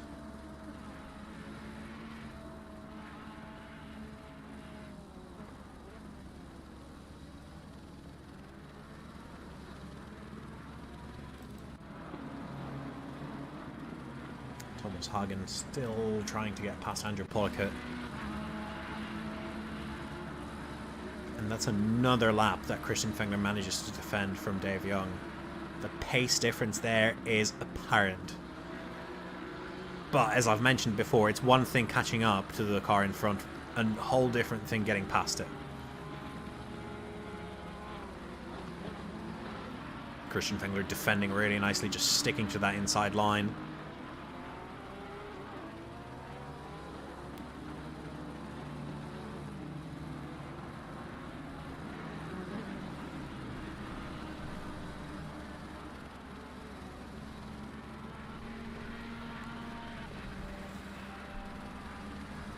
All over the back of him is Dave Young.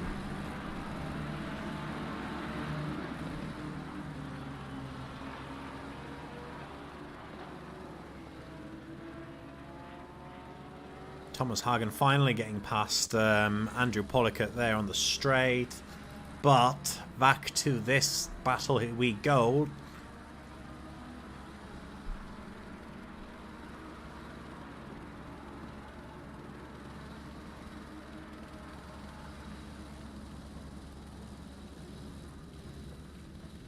I've got. Pit window is now closed. There you go. Pit window's now closed, which can only mean 5 minutes left of the race. That's about 3 laps to go for these cars.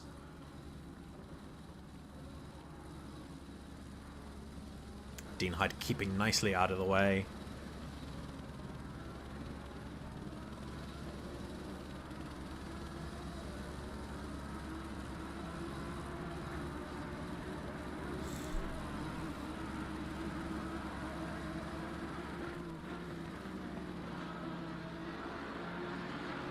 Dave Young having a much better run there through turn 1 so far, every single time. And seems to be better on the brakes. And that's a touch. That's a touch there from Dave Young onto Christian Fengler, but he keeps the place. Dave Young, as is the gentleman's agreement, leaves him that position to maintain.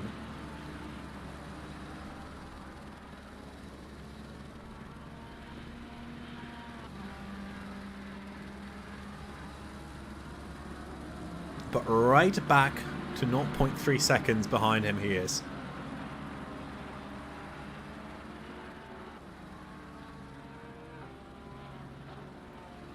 He puts his hands up, goes, yeah, I've made a mistake, but that doesn't absolve you of the responsibility of defending from me.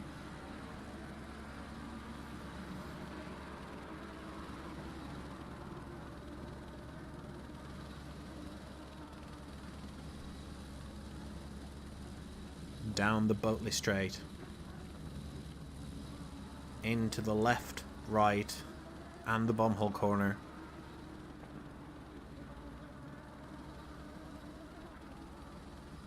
Seems like that little bit of an incident has thrown David Young a little bit, actually, because he's lost a little bit of time and is unable to make it up so far.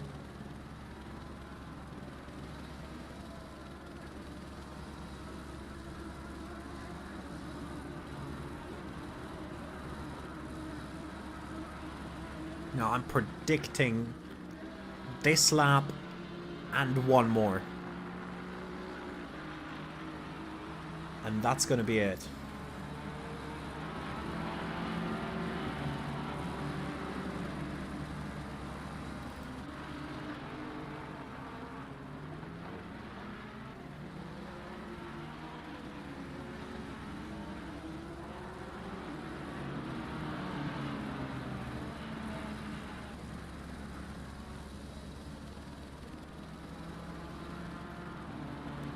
Christian Fengler running a little wide there, allowing David Young to catch up a little bit.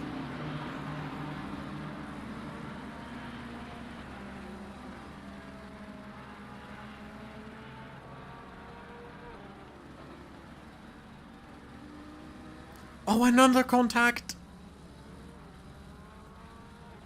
As Christian Fengler around. However, they've got enough space. Do they have enough space? Yes, they do have enough space for the battle to work itself out. And I feel like David Young has given away a little too much track position there to Christian Fengler. And that might have cost him. 1.7 seconds out now. But of course, that's going to be a little bit of damage there for Christian Fengler.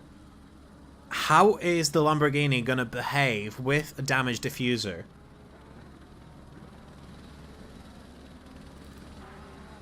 Lee Bullion,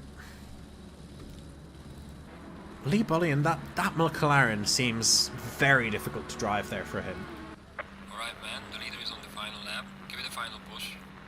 Alright, man, the leader's on the final lap with 2.2 seconds of a gap behind him as well. And still 2 cars in between. This is now Christian Fengler's to lose.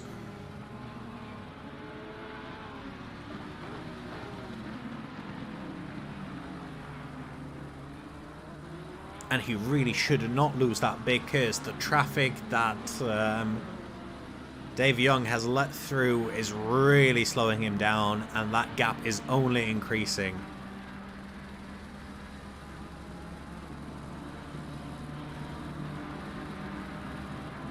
and unless there's some sort of a technical problem or Christian Fengler makes an absolute rookie error, that's gonna be him just cruising comfortably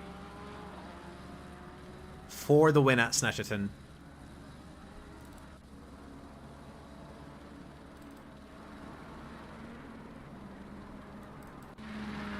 Steve Stanley, for some reason in the pits, I think he's just decided to throw in the towel.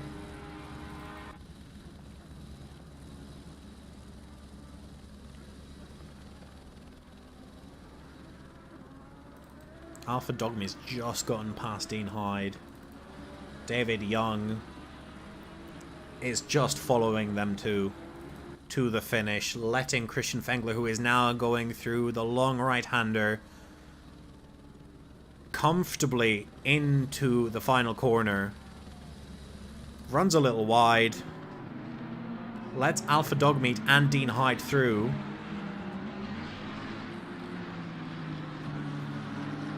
And actually, I think there is a little bit of gentlemanly confusion. Because I think that's Dave Young, in the end, being let through by Christian Fengler, who thought that perhaps he deserved the win. That means, I have to say, I'm very confused about this victory by Dave Young, because he was 5 seconds back all the way until the start-finish straight, and there it goes.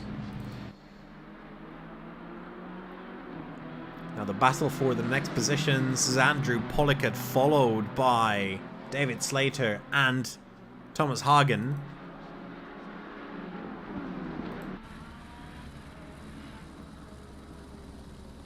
Oh, that is argy-bargy to the nth. Thomas Hagen really coming out really rough out of that, but David Slater managing to make up that position.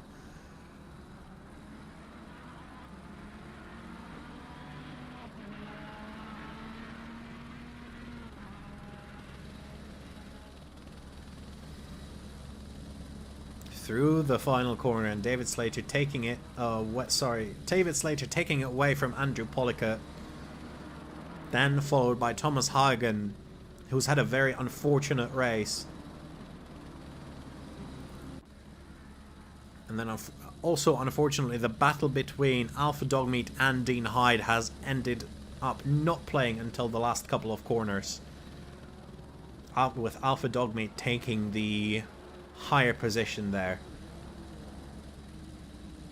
And there we go. That is the Evolution Racing Academy Sunday night at Snetterton done. We have a quick jump into the waiting room.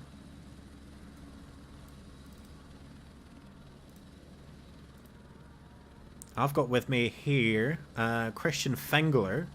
Hello. Well, hello there. What a ride. What a ride, indeed. First question first.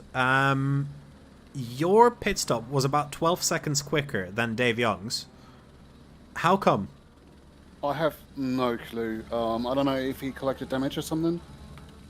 But that was overall one of the most smooth stops I've ever had. Just worked really brilliantly. That might just be what gave you that position, because you had, out of the people who were, I'm assuming you took tyres. I did. Yeah, out of the people who took tyres, you definitely had the fastest stop all race. So, yeah, wow, just well done. And then the second question is, yes, I gave a position up. Yeah, I did. What happened? I can't nail it 100%, but I feel that with the straight contacts that me and Dave had, yep, I felt a fault. Like, it was surely a racing incident, but I normally struggle out of the corner or downshifted a bit too much, and then he was on my rear end. So sure. In essence, I was the one to cause it, and as much as I enjoyed being in P1, I really dug into myself. I was like, nah, it doesn't feel right running this. So yeah, on a straight and on the finish line, I just gave it up to him because seriously, it was an insane drive that he did. For what it's worth, Dave did apologise for his part in that as well. I was just in a voice chat with him. Well, there you go. So, gentlemanly driving. Yeah, I have to say, it was very gentlemanly driving from both of you, because there were 2 bits of contact there, and both times very gentlemanly resolutions, I have to say. Green light. Give it all you can. Well, as said, I just felt that in the end, Dave was the one to win the race. I probably gave him. I must have driven him nuts. Like I was a solid second slower, but I defended like my life depended on it. My Lamborghini was probably double the size it normally is. I just somehow managed to take a defensive line and just always on the apex, have a weird angle of blocking him off, which is also one of the reasons why in the end we came into contact. And so you see, it's a bit and forth. I would have liked to win it, but it didn't feel right. Yeah, fair enough. Fair enough, and I have to still, despite you not winning, congratulate you on that drive, because it was fantastic. It was just a joy to watch the last 10 minutes where you defended, like you said, like your life depended on it. Great drive. All right, I've got also Ike Sky here. How did you find your race? I have to say I didn't manage to get you too much onto the stream because, it seemed quite quiet for you. Yeah, that's fine. It was a fairly easy race in the end. Well, no. I was actually trying to cover off Christian with my pit stop, and I left it 1 lap too late because I was umming and ahhing over whether to take tyres or not. I reckon if I'd have pitted a lap earlier, I could have been a right thorn in Christian's side for the rest of the race. But as it was, yeah, Dave and I saw what Christian was doing on the last straight, and it's like I'm going to just sit back and take my 3rd place, I think, because as Christian said, anything else wouldn't have felt right. But yeah, that was it was. I've not had such a lonely race like that for a long time. There's always been someone who's catching or someone who's out of position. So to actually just be able to run a race and run a strategy and stop and think about the overall strategy and where the gaps in the traffic are going to be, which is what I enjoy doing. It was really nice, really, really a nice change. But I think that those BMWs were very unlucky not to be challenging for the podium tonight. Yeah, for sure. I think I was watching Thomas Hagen in the BMW, and he had pace to be fighting for the podium, but with the drive-through from last race, and then the race just did not come to him at all. So, yeah. Yeah. It seems to be a consistent thing where if you fall back into that mid-pack, there's not enough pace difference to be able to make overtakes. It's something that I've got stuck into before in this season. It's something that a couple of that Lee's got stuck into before through this season as well, and it's just the pace is so consistent across the board when you get out of that top 4 or 5 that you're not just overtaking one car, you're having to attack and defend and think of where you're going to be lapping people who are struggling or who have taken damage. It's a really difficult race. Yeah, absolutely. And you could really tell because some of the drivers that were sort of, you could see got stuck in that midfield. You can see suddenly they've dropped a second off pace as soon as they've caught up to somebody. But they just, especially around Snetterton, they just can't overtake. So, just one of those. Yeah. It's one of those, as you say. It's the problem is well, the problem is with the BMW is they took away its braking capability, and while I'm happy that they did that, it doesn't have a top speed advantage. It doesn't really have a handling advantage. The braking was the only thing that it had on its side, so it's a very comfortable car to drive, but it's not as quick as it used to be. Yeah, absolutely. Difficult to so- overtake in it. Yeah, absolutely. At least with the McLaren and with the Hondas and stuff, you've got like straight line advantage, or you've got braking, or wherever it is. I don't think we're going to see a lot of BMWs come back for next season. Sure. Right, and then the third man in the commentary box here with me today is Dean Hyde. Hello, Dean. Evening, buddy. How you doing? I'm not too bad. Yourself? Yeah, pretty good. I have to say I quite enjoyed watching the fight that you were having with Alpha Dogmeat there towards the end of the race. Yeah, it was enjoyable. He sort of managed to track me down in the end, though, and got me. So congratulations to him. We almost got caught up in the battle for the lead as well. So yeah, well, we did get caught up in that, really, didn't we? Yeah. So. Yeah, but through no fault of your own, of course. No, of course. I think obviously, say. yeah, they must have had some contact come out of that sort of the hairpin, I think, and obviously we got caught in between them then. So. But it was a case of, do we give up our battle for their battle or whatever? And it was just like, no. Yeah, I think in the end, both of those battles actually ended up with like 2-3 seconds in between the cars. So yeah, did I see right? I think Christian sort of pulled over just before the finish line to let.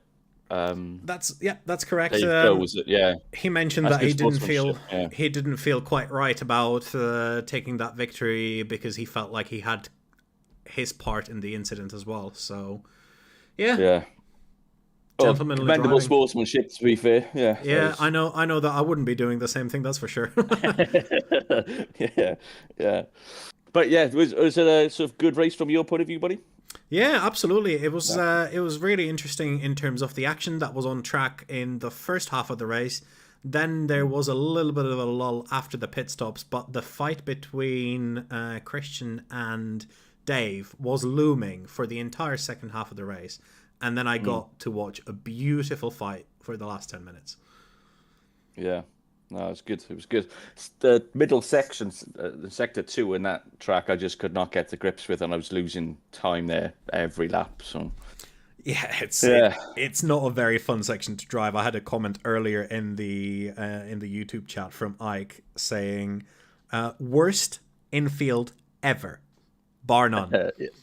Yeah, I think I'd agree with that, especially in a Ferrari as well, because obviously it hates the bumps and it is so bumpy. Yeah, it is. Yeah. Either way, thank you very much for your comments. I hope that you enjoy the race, and I'm going to see you next week. I will, yeah. I'll probably see Tuesday as well. Yeah, that is very true, actually. Aye. All right, buddy. Have a fantastic rest of your night, and take care, my friend. Cheers, mate. Bye-bye. Bye. And thank you very much to everybody who has been watching or is now re-watching the stream. It's been an interesting race, as I've mentioned before. Quite an interesting first half. Then after the pit stops, the looming fight for P1 that we did get to witness. So yeah, absolutely fantastic fun. I've really enjoyed myself. I hope that you have enjoyed this as well, and I hope that the quality of the stream has improved since last time in terms of the stutters, and that this will be a pleasant experience for everybody to view in 1440p on YouTube as well. So thank you very much, and this has been Snetterton. Good night.